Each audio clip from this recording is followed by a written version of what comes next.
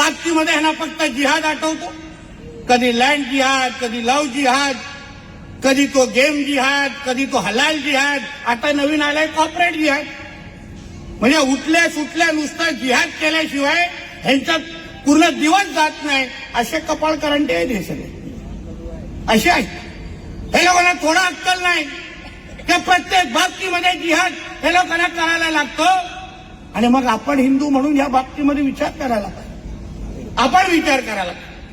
आपण ह्यांना भाईचाराच्या नावाने कधी पाणी पाजतो, कधी घरामध्ये नोकऱ्या करा, कंपनीमध्ये नोकऱ्या देतो. आपल्याला एक विषय कळला पाहिजे. यांच्या कुराणमध्ये काय लिहिलंय कधी वाचून बघा. आम्ही 3दा वाचलेला आहे. आता ज्या लोकांना ज्यांचा कार्यक्रम करायचा त्यांच्याबद्दल पुस्तकं वाचलीच पाहिजे. 3दा कुराण वाचलेला आहे. अंद मला माहिती आहे काय आतमध्ये लिहिलेलं आहे. त्यांच्या धर्मामध्ये आपण सगळे ते सगळे फक्त काफीर आहोत, दुसरं काय नाही. नाव देऊ काय नाही. आपण हे जेवढे जमलेलो आहोत ना, भगवे सगळे घातलेले सगळे त्यांच्यासाठी काफीर आहे. त्यांच्या धर्मामध्ये या तर आपल्याला आपलं धर्मांतर करा, इस्लाम स्वीकारायला लावा, याचं हे ना मारून टाका. कुठलाच दुसरा विषय नाही. धर्माची जेव्हा गोष्ट येते तेव्हा हे तुम्हाला बिलकुल स्वीकारणार नाही, एक लक्षात घ्या. आणि आज जे काय हे जिहाद सगळीकडे करून फिरताय, विचारा आहे ना मनसुबे काय, विचारा आमच्या पोलीस बांधवांना काय काय माहिती त्यांच्याकडे आहे. तुमच्याच पुण्यामध्ये काही वर्षा अगोदर एक डॉक्टर पकडला गेलाय.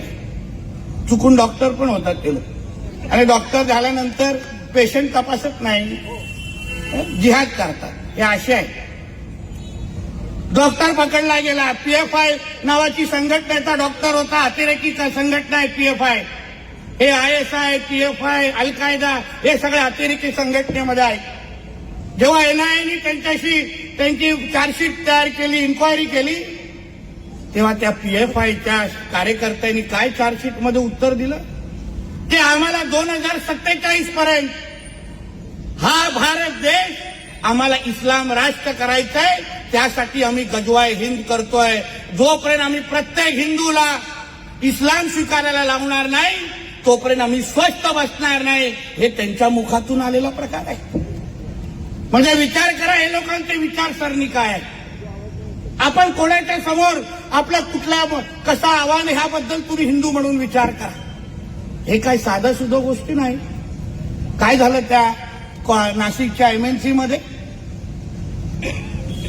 कंपनीमध्ये काम करायला आले. त्या लोकांना वाटलं हे नोकरी करणार, पगार खाणार, तर नोकरी करायला सुरुवात केली.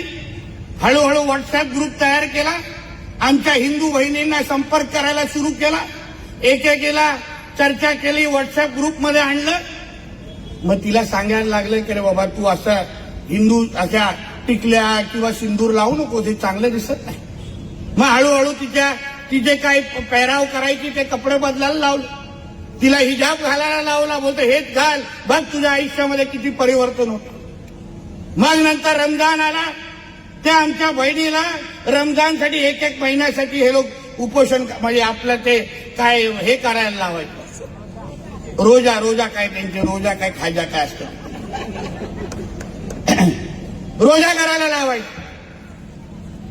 आणि मग विचार करा ती जेव्हा नाही बोलायला लागली, कोणी विरोध केला, तर काही मुली आता गायब पण झालेल्या आहेत अशी माहिती पोलिसांकडे आहे. म्हणजे ह्यांचा धर्म स्वीकारला नाही, जिहाद स्वीकारला नाही, तर हे जिवंत पण ठेवत नाही, गायब करून टाकतात. हे ज्वलंत उदाहरण त्या नाशिकच्या निमित्ताने आलेलं आहे. असाच लव जिहादच्या प्रकरण आहेत. म्हणजे याचा तुम्ही धर्म स्वीकारा, याचा आम्ही तुम्हाला मारून टाकणार, हे स्पष्ट भूमिका त्या लोकांची सगळ्यांची आहे.